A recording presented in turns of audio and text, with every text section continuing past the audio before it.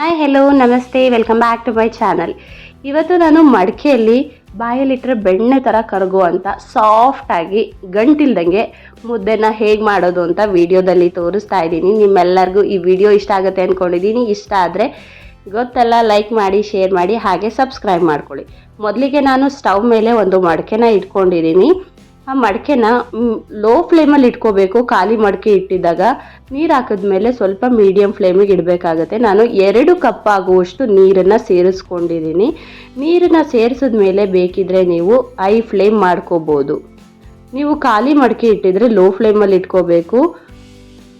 ಅದಕ್ಕೋಸ್ಕರ ಅದಾದಮೇಲೆ ನಾನು ರುಚಿಗೆ ಎಷ್ಟು ಬೇಕೋ ಅಷ್ಟು ಉಪ್ಪನ್ನ ಸೇರಿಸ್ಕೊತಾ ಇದ್ದೀನಿ ಮತ್ತು ಲಿಡ್ಡನ್ನ ಕ್ಲೋಸ್ ಮಾಡ್ತಾ ಇದ್ದೀನಿ. ಯಾಕಂತಂದರೆ ಬೇಗ ನೀರು ಕುದೀಲಿ ಅಂತ. ಅದಕ್ಕಿಂತ ಮುಂಚೆ ನಾನು 1ರಿಂದ 2 ಸ್ಪೂನ್ ಆಗುವಷ್ಟು ರಾಗಿ ಹಿಟ್ಟನ್ನು ಸೇರಿಸ್ಕೊತಾ ಇದ್ದೀನಿ. ಏನಕ್ಕಂದರೆ ಅದು ಉಕ್ಕಿ ಬರಬೇಕು. ಅದಕ್ಕೋಸ್ಕರ ರಾಗಿ ಹಿಟ್ಟನ್ನು ಸೇರಿಸಿ ಮತ್ತೆ ಪ್ಲೇಟನ್ನು ಮುಚ್ತಾ ಇದ್ದೀನಿ.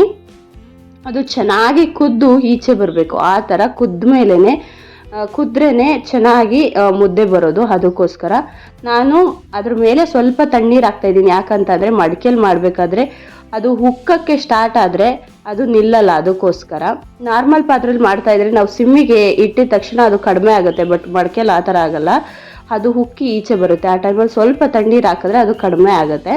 ಮತ್ತು ನಾನು 1 ಕಪ್ ಆಗುವಷ್ಟು ರಾಗಿ ಹಿಟ್ಟನ್ನು ಸೇರಿಸ್ಕೊತಾ ಇದ್ದೀನಿ. ರಾಗಿ ಹಿಟ್ಟನ್ನು ಸೇರಿಸ್ಕೊಂಡು ಸ್ವಲ್ಪ ಆ ಹಿಟ್ಟನ್ನು ನೀರು ಜೊತೆ ಮಿಕ್ಸ್ ಮಾಡಿ ಹಾಗೇ ಪ್ಲೇಟನ್ನು ಕ್ಲೋಸ್ ಮಾಡ್ತಾಯಿದ್ದೀನಿ. ಒಂದು ಅರ್ಧ ನಿಮಿಷ ಆಗುವಷ್ಟು ಅದು ಹಿಟ್ಟು ಸ್ವಲ್ಪ ಬೇಯಬೇಕು. ಅದಕ್ಕೋಸ್ಕರ ನೋಡಿ, ಈಗ ಚೆನ್ನಾಗಿ ಕುದೀತಾ ಇದೆ. ಈಗ ಚೆನ್ನಾಗಿ ತಿರುಕೋಬೇಕಾಗುತ್ತೆ.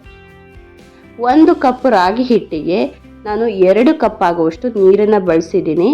ಆವಾಗ ಪರ್ಫೆಕ್ಟ್ ಅಳತೆ ಬರುತ್ತೆ. ಯಾವುದೇ ಗಟ್ಟಿ ಆಗಲ್ಲ, ಮುದ್ದೆ ಸಾಫ್ಟಾಗಿ ಬೆಣ್ಣೆ ಥರ ಇರುತ್ತೆ.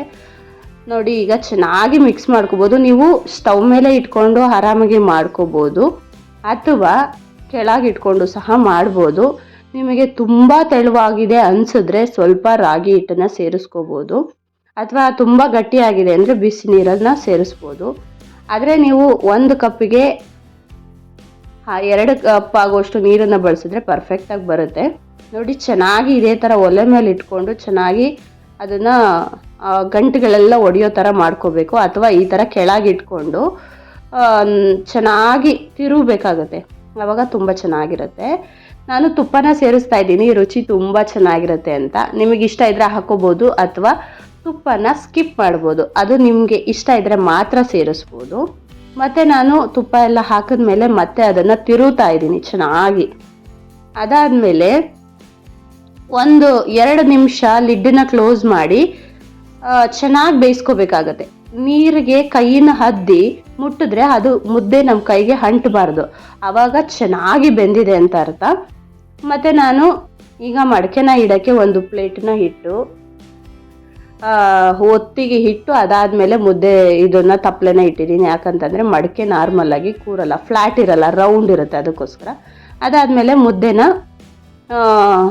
ಉಂಡೆ ಕಟ್ಕೊತಾ ಇದ್ದೀನಿ. ನಿಮಗೆ ಎಷ್ಟು ದಪ್ಪ ಬೇಕೋ ಅಷ್ಟು ದಪ್ಪ ಕಟ್ಕೋಬೋದು, ತುಂಬ ಚೆನ್ನಾಗಿ ಬರುತ್ತೆ. ನಾನು ಮಾಡಿರೋದ್ರಲ್ಲಿ 3 ಮುದ್ದೆ ಆಗಿ ಮತ್ತೆ ಒಂದು ಸಣ್ಣ ಮುದ್ದೆ ಆಗಿತ್ತು, ನಾರ್ಮಲಾಗಿ ತಿನ್ನೋ ಥರ.